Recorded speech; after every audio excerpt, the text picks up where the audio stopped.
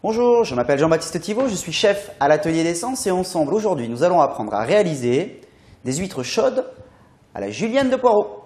Pour ce faire, on aura besoin de vin blanc, d'un poireau ou blanc de poireau, d'échalotes, de crème liquide, de sel, d'un petit peu de piment d'Espelette et des huîtres creuses disposées sur une plaque recouverte de papier.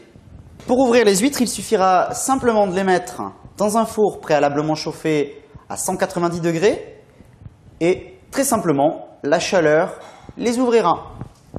Je vais maintenant préparer mon poireau et couper des tronçons, couper en deux ces tronçons et les émincer en fin bâtonnet de façon à obtenir une julienne de poireaux.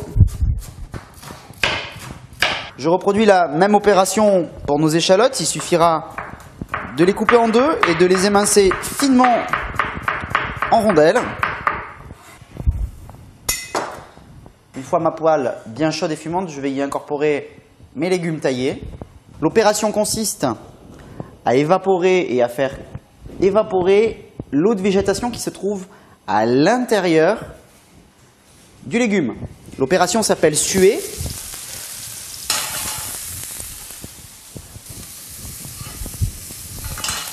Je vais ajouter le vin blanc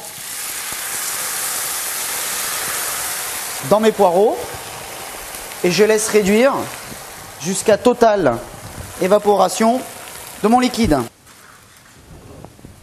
Mes huîtres sont légèrement ouvertes. Je fais attention de ne pas me brûler en les sortant. Je vais récupérer le jus, le mettre dans une casserole et le filtrer. J'ouvre mes huîtres et je dépose dans la petite passoire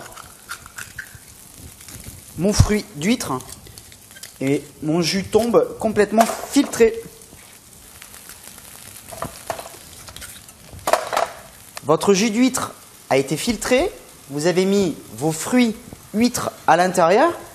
Laissez bouillir quelques instants, une trentaine de secondes, de façon à finir de pocher l'huître, puis récupérez-la à nouveau et disposez-la dans les coquilles. Récupérez un tout petit peu de jus d'huître et versez-le dans vos poireaux en train de suer. Pour que votre huître, une fois garnie, ne se renverse pas, prenez des feuilles d'aluminium, froissez-les, défroissez-les, vous allez obtenir des huîtres avec du volume.